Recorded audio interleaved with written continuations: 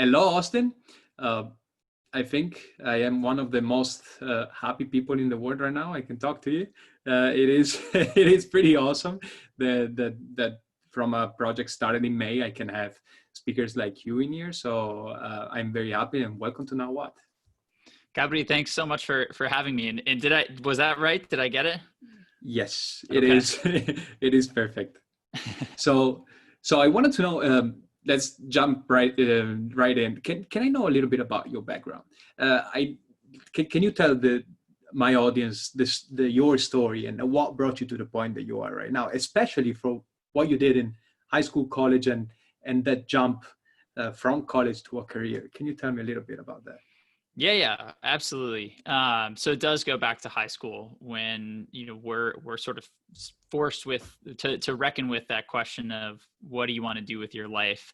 I think for the first time, seriously, because we're asked that from a young age, right? When you're a little kid, but it's okay to say that you want to be, a Formula One driver or an NFL quarterback or an astronaut or whatever it is when you're 5.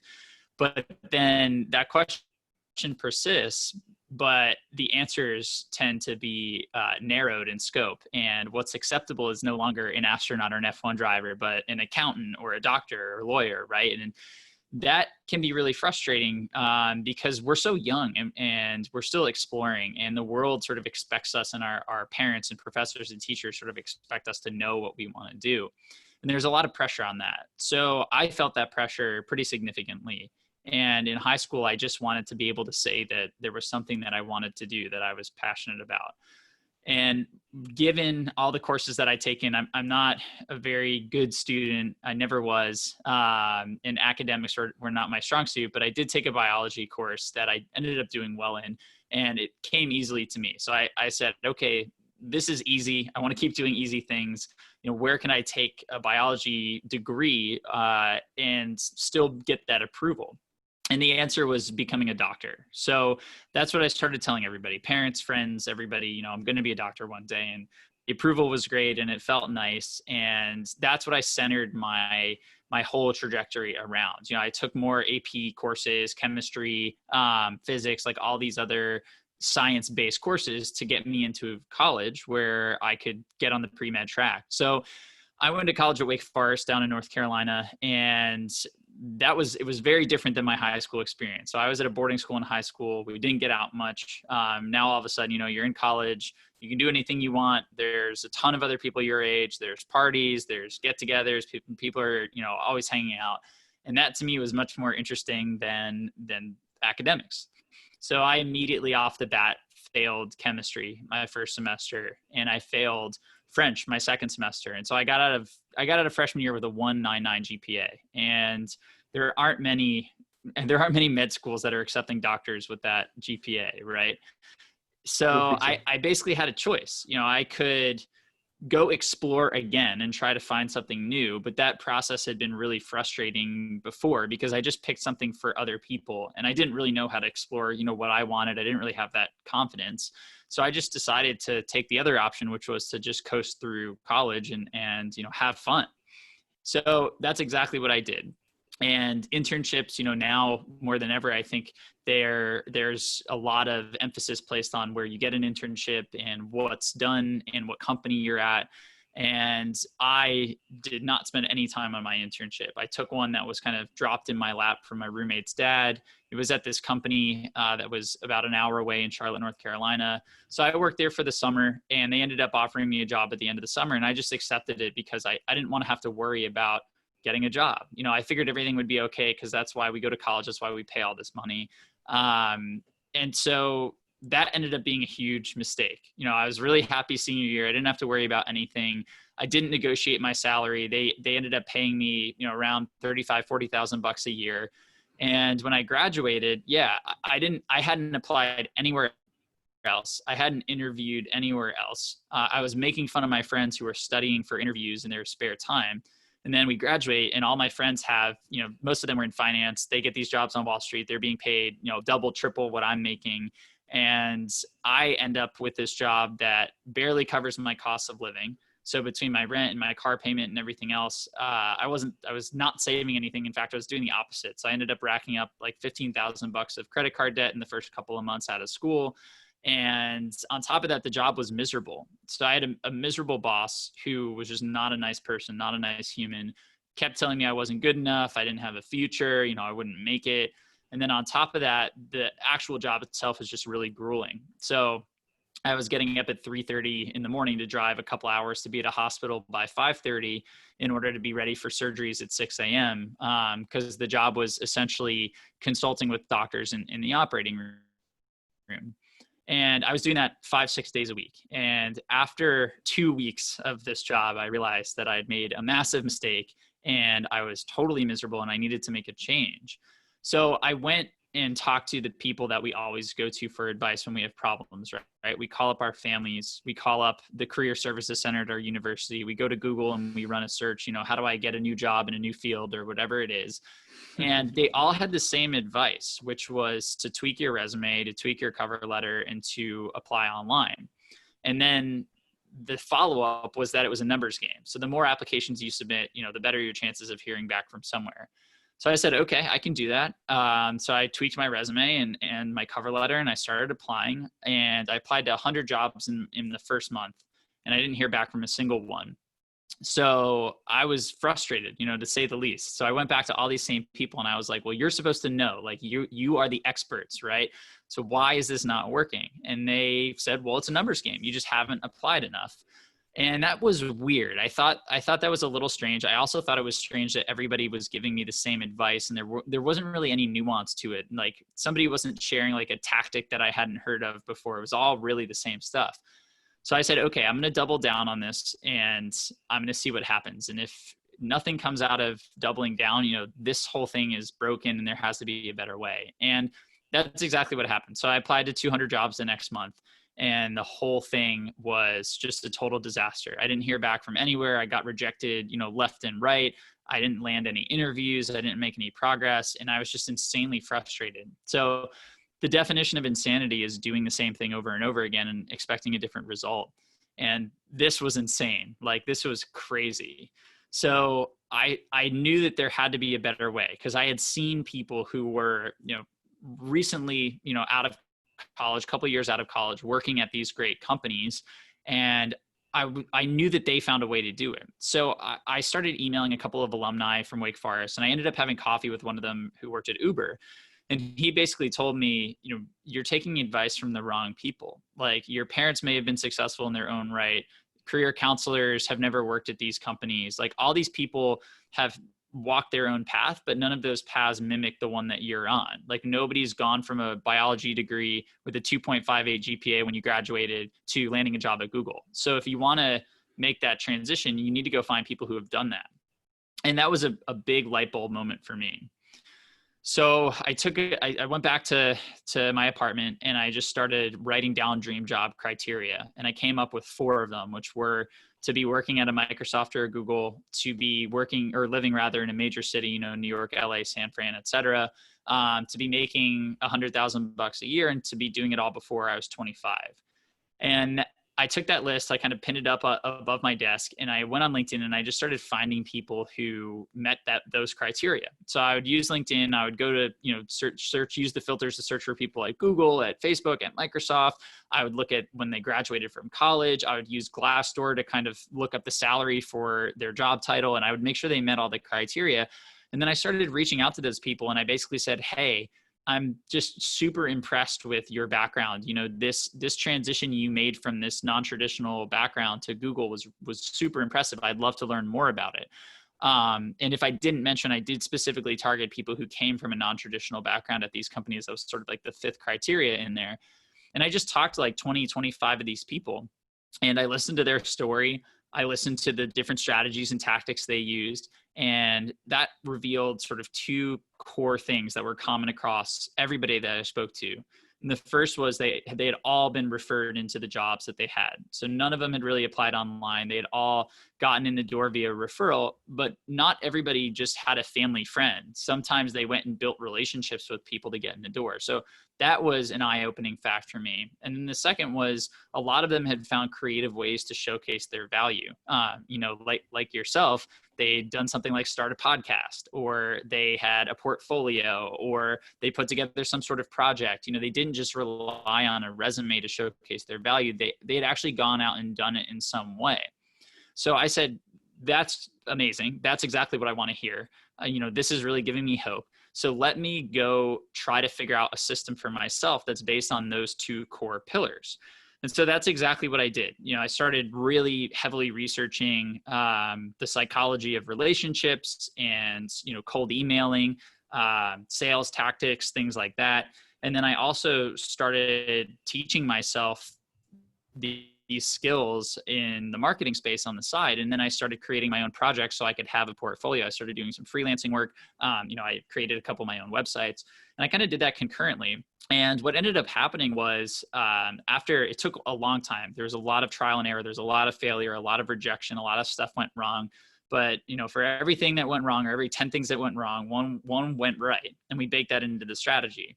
And so over the next 12 months or so, I sort of developed this system that essentially allowed me to pick and choose where I would be able to interview with. So I would say, hey, I want to land an interview at Twitter. So let me see who's working in the roles that I want to target. Let me do some research on Twitter to understand where they're at, where they're going, what their challenges are. Let me go build a relationship with a couple of these people and kind of show off that I know about their company. And then let me find a way to prove that I can do this job. And that system is essentially the same one that I leveraged to end up interviewing at Google, Microsoft, and Twitter. I accepted the offer from Microsoft. And then 6 months after that, I had a whole bunch of people come and ask me, how I did it. So that's really where Cultivated Culture started. And now CC has been around for 4 years. I think we've had tons of people come through the door. The community is at around 350,000 people right now. And we've helped those people get jobs at many of the world's best companies, without applying online, without traditional experience. A lot of the people who come to us are changing careers, or, they're college students who feel like, they might not have the best GPA or might not have had the best internship. And we teach them how to take control of their job search and how to just show that they're the most valuable candidate, which is actually fairly easy to do given that so many people rely on the traditional job search process right now. Wow. And I just want to go a little bit more in depth into your background before jumping on the strategies, because I'm pretty sure we can talk a lot about the strategies. But what kind of jobs did you apply for when you had a biology background and biology major? What were you looking for in a tech company, right? What kind of jobs did you look for? Because this is a complete change of background, complete change of industry, right? Mm-hmm. Yeah. So I think this is something a lot of people struggle with, which is, what should I do with my career? And it's not easy to pick a major, but I think it's easier than really understanding what your career path should be. And a lot of times the major that we pick doesn't align with what we really want. So I know so many people who were finance majors, they get into the finance world and they realize, oh, this is not for me. And then they need to make a change.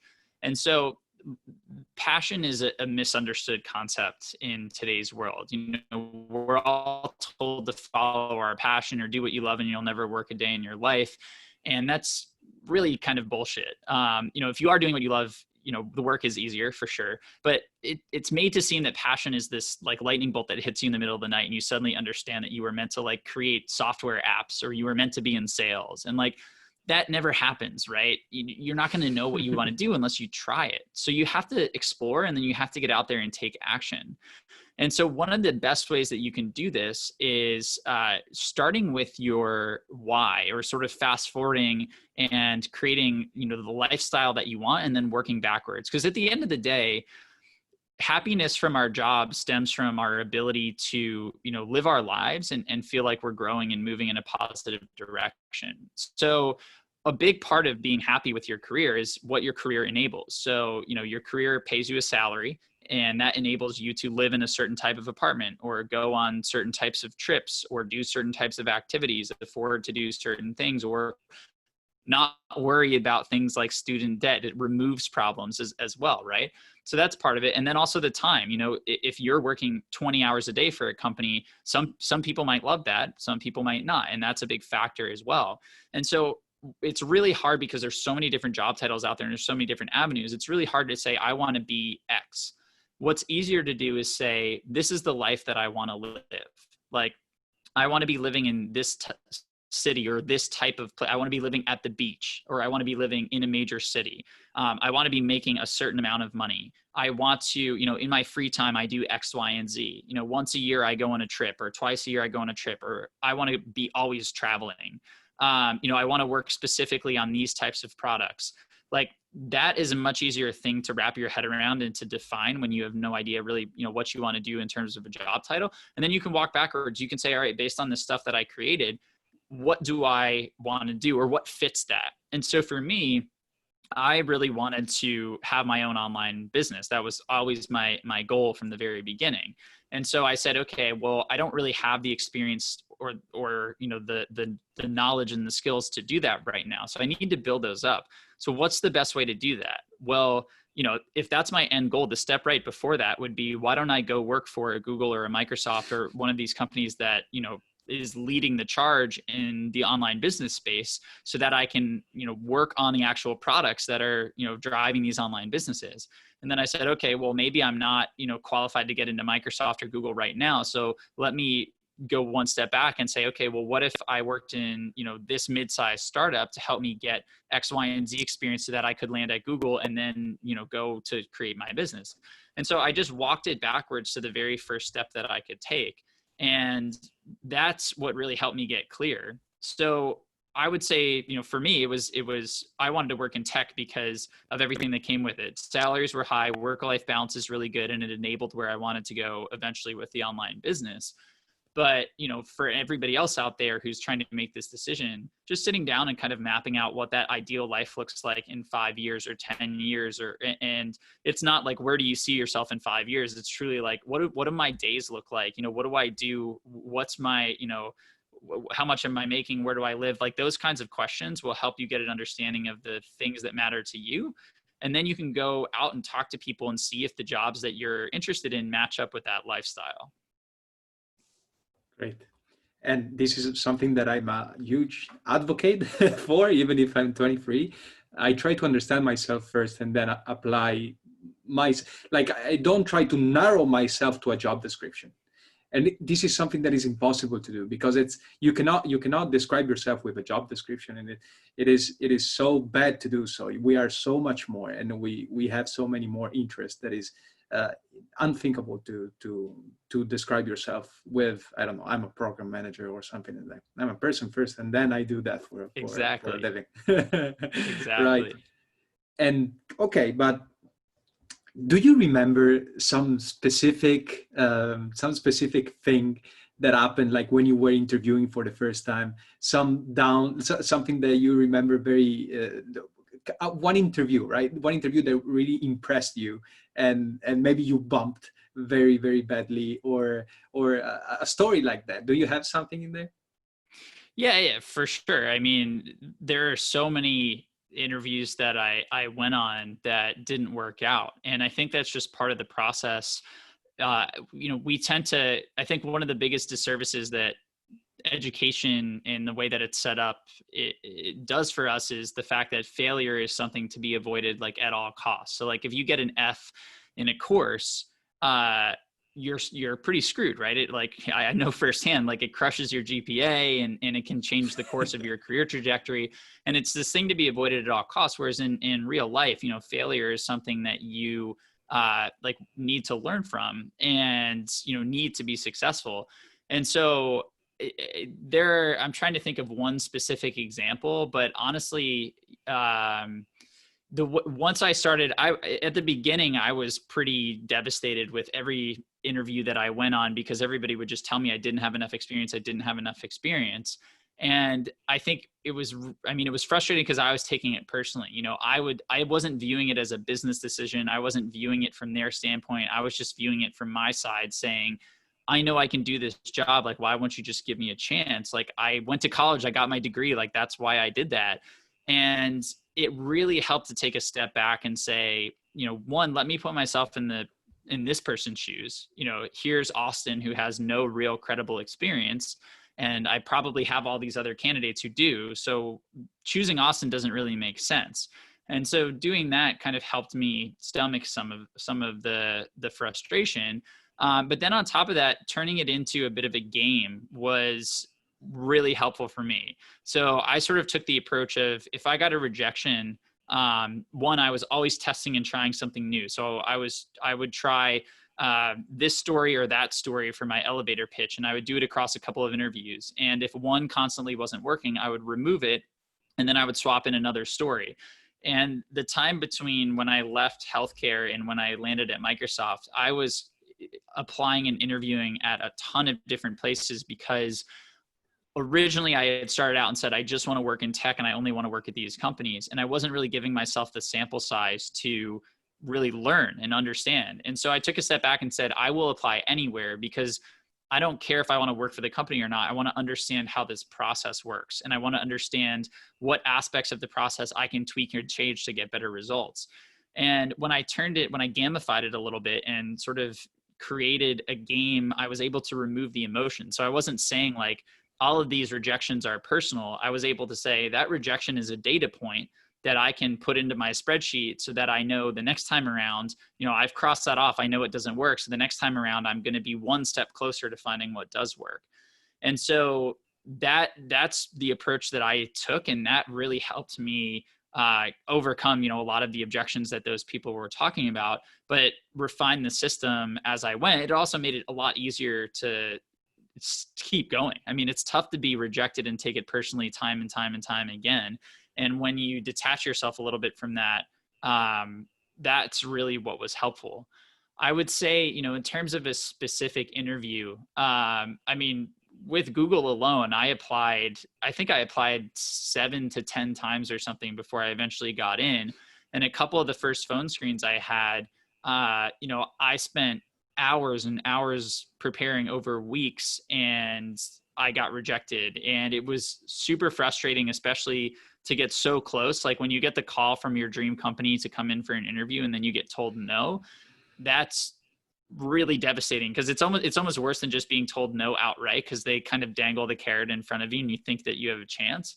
And so I wouldn't say that there was one specific example where I just like exploded. But I would say that happened because of the approach that I took, where I just said, look, if it's meant to be, it's meant to be. And if it doesn't work out, it's another data point that I can put into my spreadsheet, and I will get a better understanding of what works and what doesn't.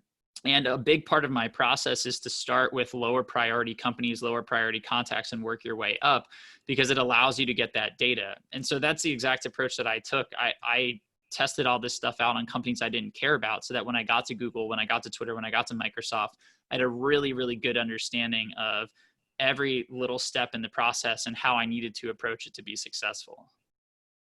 Great.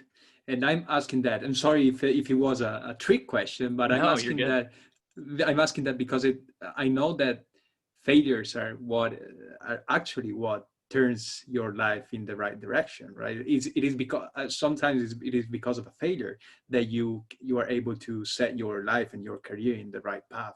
So I was wondering if you remembered that specific moment that turned your career, turned your life for the best way. Obviously, right now you're very successful, and so it is for the best. But if you don't remember that, can you tell me the story on how you got into Microsoft and when you finally got the chance to land that job that you were working so hard for?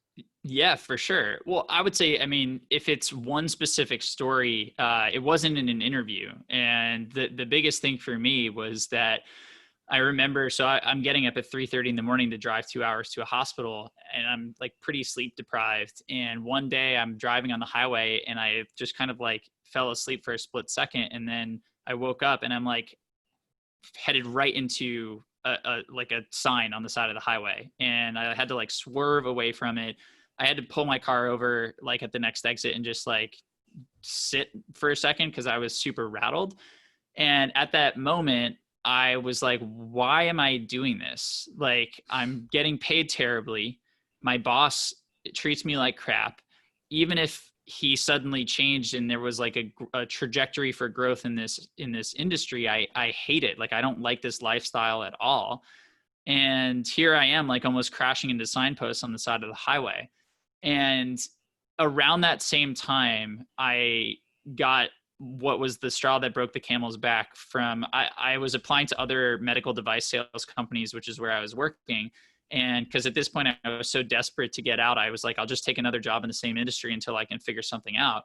And I ended up getting rejected from them too, after getting deeper into the interview rounds. And I just was like, I was so frustrated that I was like, I will do anything. And so that's when I started cold emailing. And that's when I started stepping outside of my comfort zone and doing all these things that I've been pushing off, because I was terrified to send a cold email to a stranger, or to like ask somebody to meet for coffee, to like network with them. Like I wanted to avoid that at all costs. And at that point, like almost crashing into a signpost on the side of the highway and then getting rejected for, you know, the nth time, that was the straw that broke the camel's back. And I finally was like, screw it, I'm going to do whatever it takes. And so that's where things shifted. And what I came to realize was, you know, I took that lesson with me throughout the rest of the search. And I basically said, you know, if I want to make this happen, and if I want to make anything happen that I want to do for myself, you know, one, I need to let go of what everybody else considers to be like the quote right way. So there's a great quote that I have above my desk, which is, it's a Mark Twain quote. And it's, if you find yourself on the side of the majority, it's time to pause and reflect. And that doesn't mean, yeah, it doesn't mean though, like if you're in the majority, like be a rebel and do the opposite. But what it means is, like, if you're on the side of the majority, why are you on that side? So take a second and say, am I doing this because everybody else is doing this? Or am I doing this because it's aligned with, to your point, my values and me as a person and the way that I think is most effective? And with the job search, you know, I did what everybody else was doing because it's what everybody else was doing. And that was like the way that we were taught to job search, right? But it wasn't even close to the most effective way. And so that's when everything changed, when I realized, you know, I don't have to do what everybody else is telling me to do. I can do what I feel is the best way for me, based on my strengths and the way that I approach things and the way that I think about things. And so that opened up the doors. And for the story getting into Microsoft, I mean, everything kind of culminated. So I graduated in 2013. I job searched for about a year, testing out this process, and doing some freelance work on the side. I got a job at a startup in New York in 2014. And then I continued freelancing. I continued networking. I continued kind of doing this process. Do you remember, sorry for interrupting, but do you remember what freelance you were doing? Yeah, of course. So I was basically doing lead generation for real estate properties in the US. And I just fell into that because, you know, as I mentioned, a lot of these people are telling me I don't have enough experience. So I went out and I started creating my own experience, because I also had those conversations with people and they said, you know, well, I found a different way to showcase my experience. You know, I got creative with it. So I started taking introductory courses. I set up some of my own websites, and then eventually I just started cold emailing businesses, and I started, you know, pitching my services. And eventually I got a couple of clients, and it just so happened that the clients I got were basically private communities across the US who had like, sort of like an all-in-one community. Like they had a golf course and they had a swimming thing and tennis courts and homes. And so, you know, their real estate setup was a bit different than just buying a house in a random town.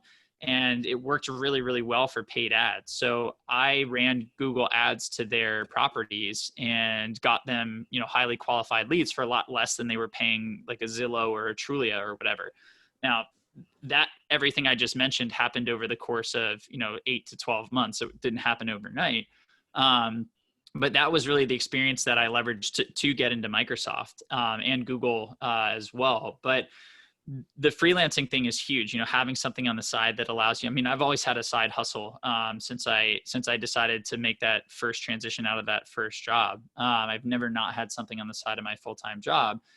And, essentially the way that it worked was between freelancing and between the job search, I was really able to kind of test a lot of these strategies, because job searching at the end of the day is just a sales and marketing process. Like, you're the product, right? And so if you really study sales and you really study marketing, you can be a really effective job seeker, because you'll be comfortable cold emailing people. You'll be comfortable pitching yourself and promoting yourself in the right way. You'll be comfortable having conversations with people. And so both of those things combined eventually led to kind of the culmination of the whole system, where in the beginning of 2015, I had a really, really good sense of, I want to work at this place. Here are the contacts I need to talk to. Here's how I build relationships with each one of them. Here's the value that I bring to the table. And so I executed that with Microsoft and Google and Twitter, and I got in the door with each of them. So I got in the door originally with Google in March or April of 2015. And the process with Google just dragged out over the next 6 months or so. And so I went in and, well, first I had a call with the recruiter, and she told me I wasn't qualified enough. So I sent her an email, because this was like the third recruiter to tell me that, and I was getting really frustrated. So I sent her an email, and I basically said, like, I think you're wrong, and here's why. Like, I may not have the traditional experience on paper, but that doesn't mean I'm not able to do the job. Like, I just haven't been given the opportunity. And I said, here are some examples of how I've been a quick learner. Like, I started this freelancing business using Google Ads, using the product that I'd be selling for you guys. Like, I had to be out there selling on my own. I didn't have Google's backing. I didn't have your resources, but I was still able to sell to these companies. And so making my case to her got me pushed through. And then I had, I probably went back to the Google offices 6 or 7 times over the next 3-4 months to meet with all these different people. And they all told me, you don't have enough experience. You don't have enough experience. So I was like, why the hell do you guys keep bringing me back to the office if I don't have enough experience? Like, are you interested or are you not? And so we get to the end of the summer in 2015.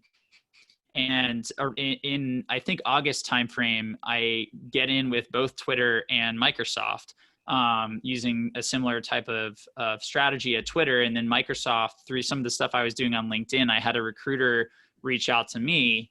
And so I got in the door with both of those places. So now I have Microsoft, Google, and Twitter all on the table. And that's not a bad trio. I know, not at all. I finally felt like something might go my way after, a couple of years of slogging through the mud. And that's basically what happened. So the process with Microsoft was, I think, lasted about 6 weeks, 6 to 8 weeks. And the process with Twitter was unfinished, but about the same amount of time. And so essentially what happened was, right around like all at the same time, Microsoft made me an offer, and then Google made me a verbal offer, and Twitter was basically in the final rounds. And so I had this decision to make, and I went to Twitter and I was like, can you speed up the process? I went to Google and I talked to them about it, and I went back to Microsoft. And at the end of the day, it really came down to Microsoft and Google, given the compensation package and the offers and stuff like that. But Google had just dragged me through the mud for like 7 months, and Microsoft, like, everybody at Google was just like, you're not good enough, but here's a job. And then everybody at Microsoft was like, we really like you, and here's a job. And then Microsoft compensation package was like insane. They basically doubled my salary on the spot. And they gave me a lot of other benefits. And so I just decided, I'm going to go with the company that treats me well. And it made, like, Microsoft, Google was number one on my list, 100%. And I told my wife, even, like, if I got an offer from them, I'm not sure that I could turn it down.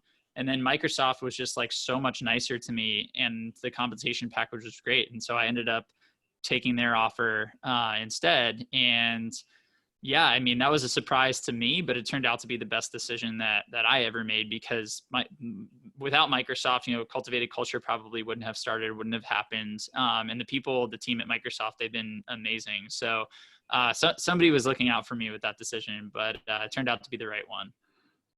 I'm pretty sure you everything turns out for the best way. At the end, we got somebody, or we got something that is leading us to the right thing. So I truly believe that, and so congrats. I hope you took that offer, both the offers, and you got the medical device that rejected you, and say, this is it, guys. Sorry. It's not even worth it. You know, the best revenge is living well. That's Yeah, what my right. wife's dad says. And I was like, you know, I had forgotten about the medical device people at this point, because I was just so happy to like have finally made it.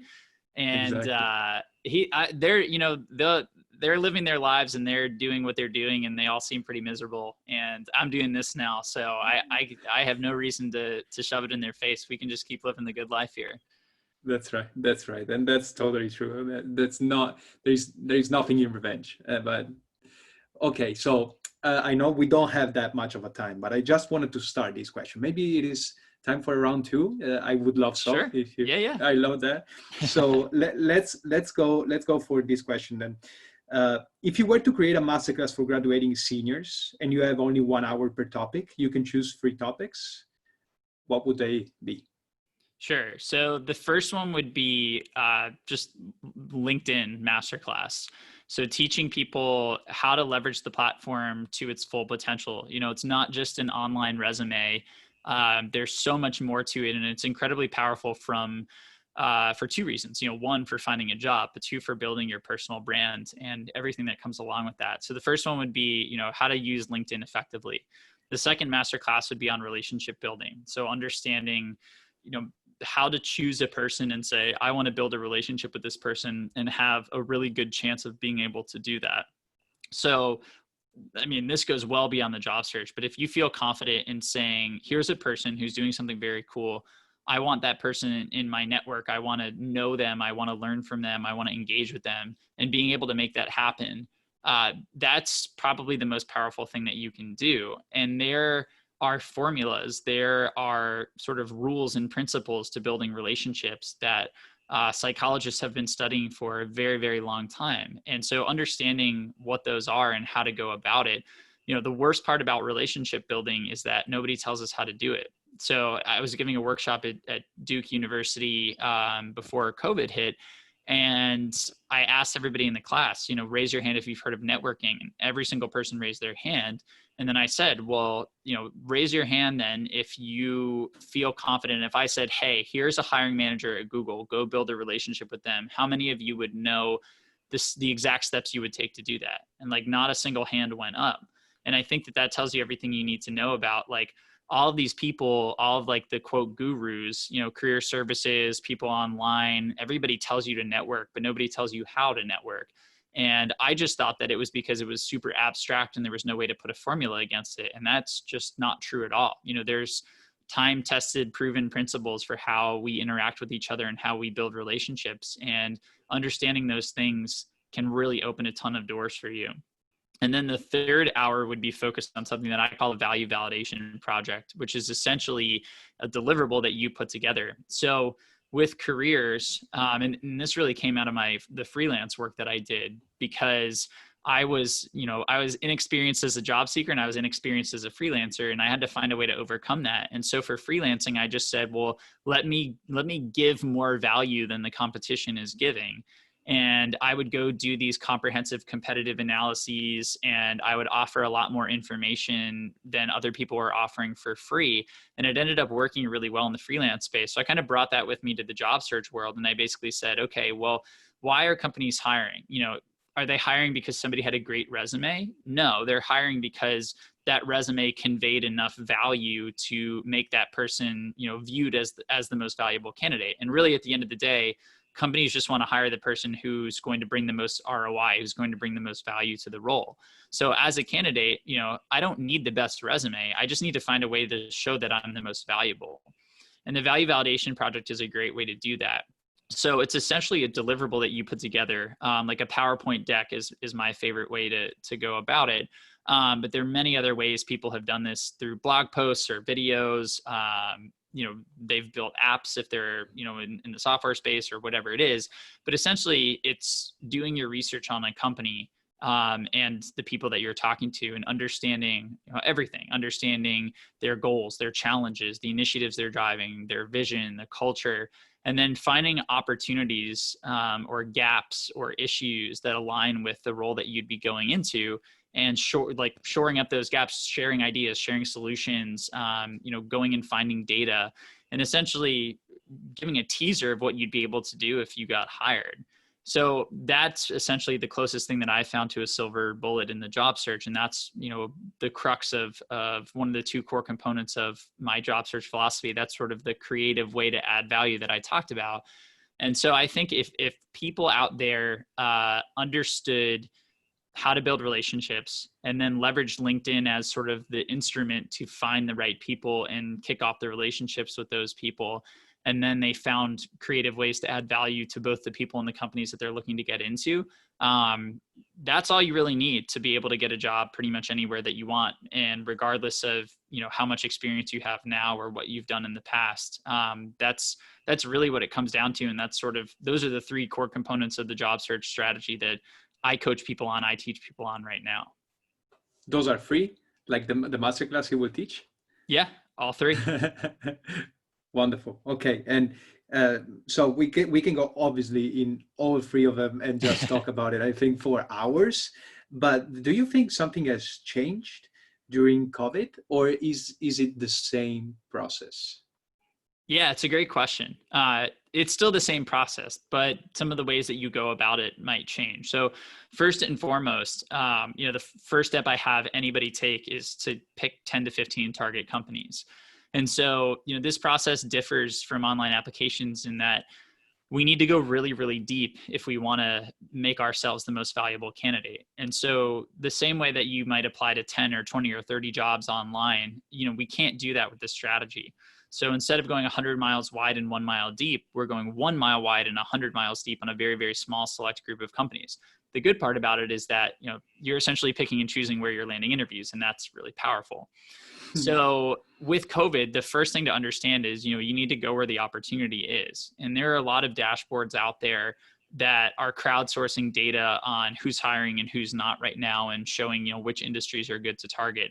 And so even before choosing your target companies, I would recommend looking at the companies and industries that are hiring, because, you have to go where the opportunity is. If you want a job at Marriott Hotels, it's going to be tough to get right now. If you want a job at an airline company, it's going to be tough to get right now. And so you need to go where people are hiring if you want a job. So that's the biggest way that things have changed.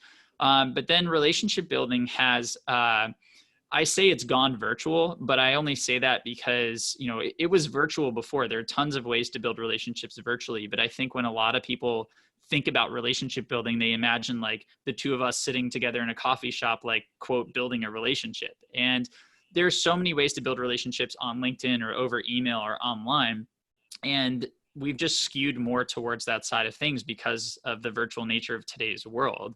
And so getting a better understanding of again, those principles of relationship building and then applying them online, that's the biggest shift that we've seen. For me and for the people that I coach, a lot of those principles we were already using, because online tends to just be more efficient and effective with building relationships. And it's a great way to kind of warm up relationships. So I wouldn't say I think that's something that a lot of people haven't thought of. And then everything else is pretty much the same. Once you get in the interview process, I'd expect it to be a little bit slower than it was pre-COVID. But outside of that, the whole setup of pick those target companies, go find the people who can influence your ability to get hired, connect with them, build a relationship with them, do your due diligence, get that information, and build a value validation project. That whole process still stays pretty much the same. Great. And sure, those are great things. So in order to warm up the people a little bit, you have fantastic resources, and I cannot recommend them enough. Everything you have in cultivatedculture.com has been extremely helpful. You have a resume builder, a resume checker, cold email, everything you can have for free. Yeah, it is great.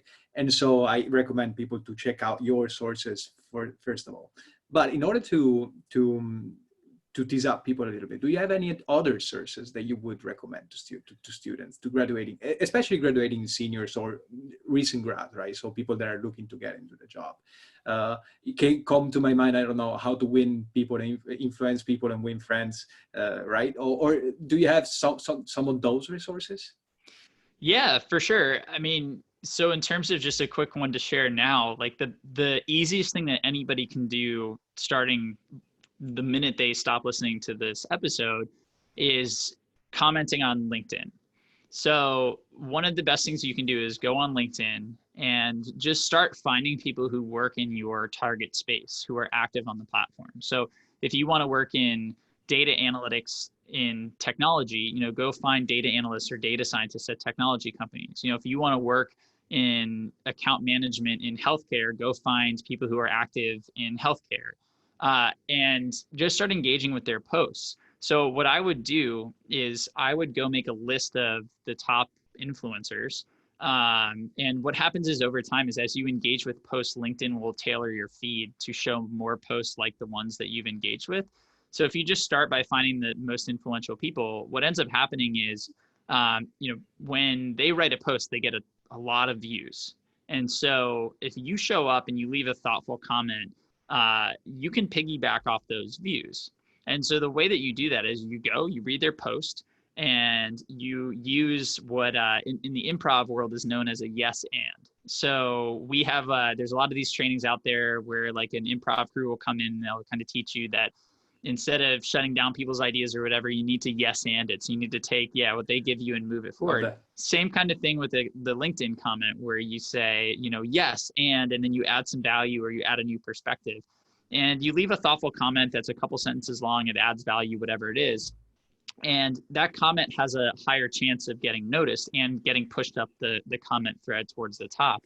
And that's where it's going to get seen. And so when you think about that, who's going to see that? Well, if this person is, if you want to be a data analyst in tech and this person is a data analyst in tech, the vast majority of their network and people viewing that post will also be in the data space and in the tech space.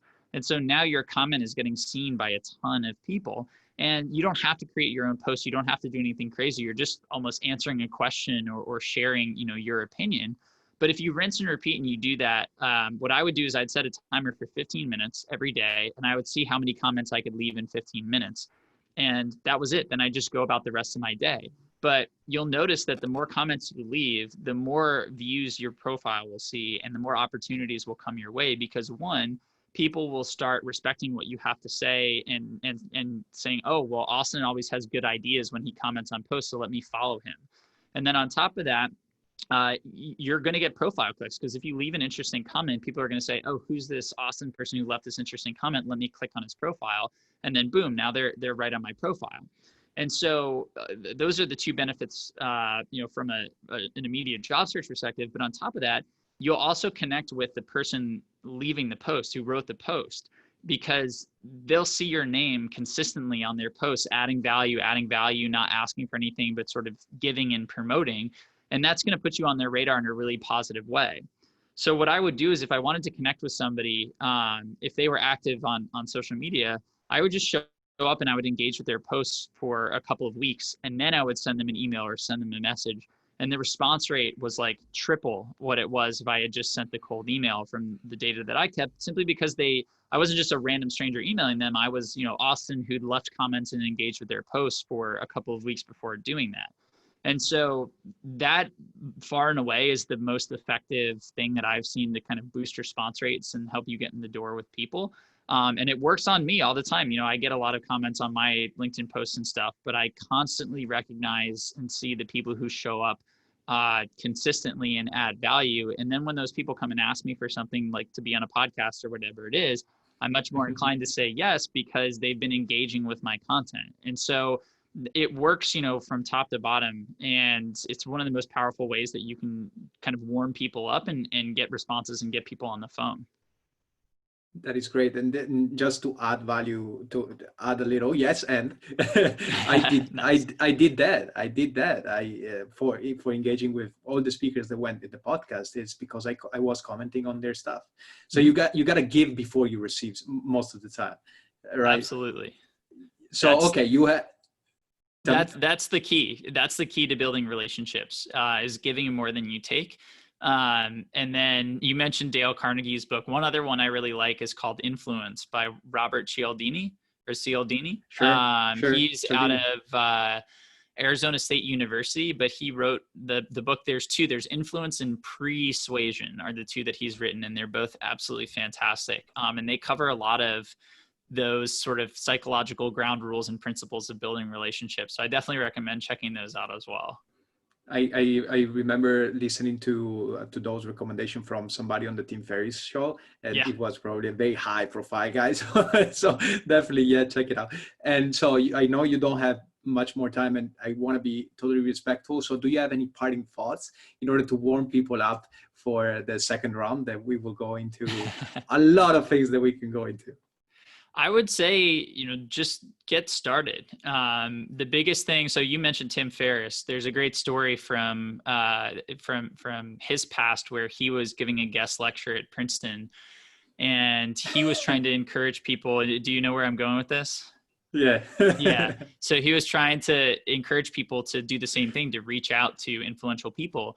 So he told the first class, go out there, pick somebody, reach out to them. And the person who can bring back the coolest, the response from the coolest, most influential person, I'll pay for a round trip ticket to, anywhere in the world. And, a week goes by and he checked in with the professor, and the professor said there had been 0 submissions. So nobody ended up winning because nobody ended up trying. So the next time around, Tim went and spoke to the class, and he made the same offer, but he also said, the last time that I did this, nobody reached out to anyone. So if somebody had submitted, an email to their mom, I would have been forced to buy them a ticket around the world. And so that got the class in gear. And I think people ended up connecting with folks like Eric Schmidt, who was, ex-CEO of Google. I think one person even got a reply from Taylor Swift, like some crazy names that they ended up connecting with simply because they were willing to reach out.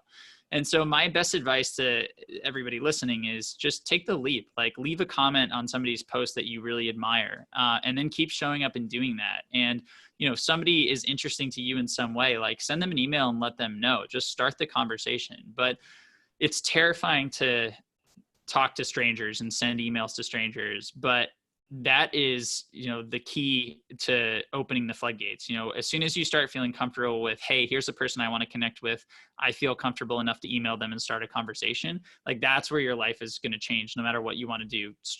Job searching, starting a business, expanding your network, whatever it is that you want to do. And so my best advice is to just get started. Like take that tip we just talked about on LinkedIn after the podcast, tonight, tomorrow morning, whatever it is.